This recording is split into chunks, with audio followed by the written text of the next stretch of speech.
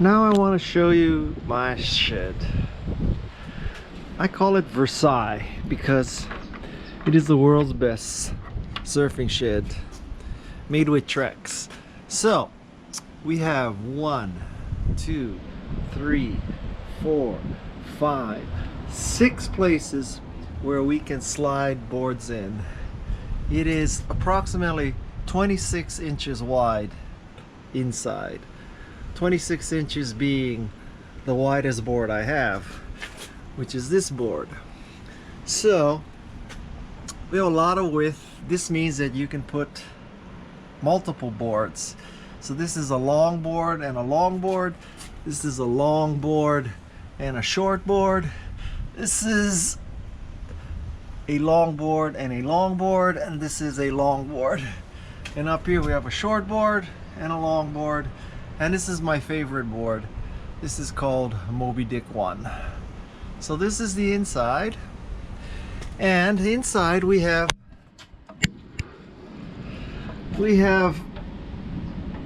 5 of these things, the cross pieces, so that no matter what size board I put in, it won't fall through. 5 may be a little bit of overkill, but what the hell. So 5 of these things. Trex on the outside, Trex on the top, Trex on the side, and then back here we put a 2-foot opening. And the reason why there's a 2-foot opening is so we can hang wetsuits here. And this part, I'm not too worried about people stealing wetsuits, so we just left it open. And you know, as you can see, if you have a 10-foot board, it'd be really hard to get this 10-foot board and try to steal it through a 2-foot hole. Let's say that again. It'd be really hard to take a 10-foot board and try to pull it out through a 2-foot hole. So I'm not worried.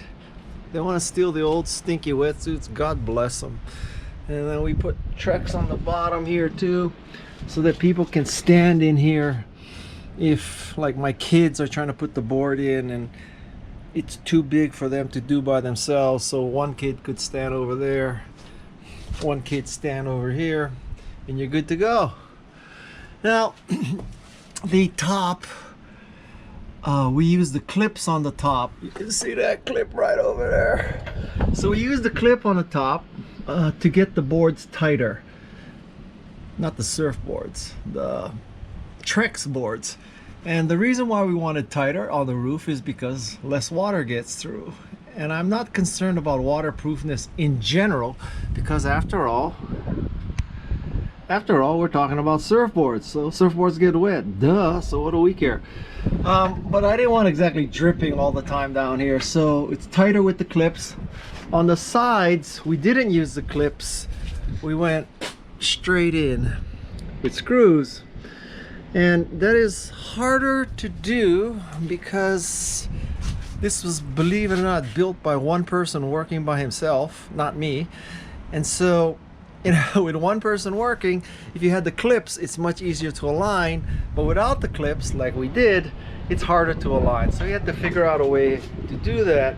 Anyway, so why tight on the top? Why not make it tight on the side? And the reason why we didn't make it tight on the side is two. One is I wanted cross flow ventilation so the boards you know, can breathe and dry.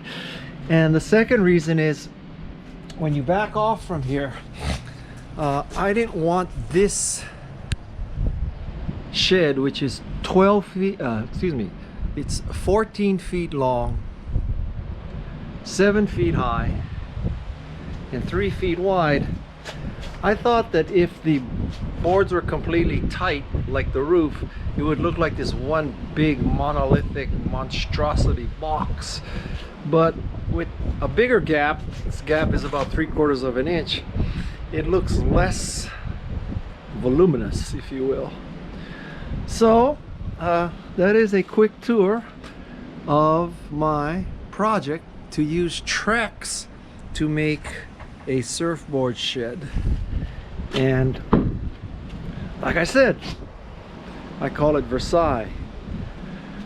Best surfboard shed ever.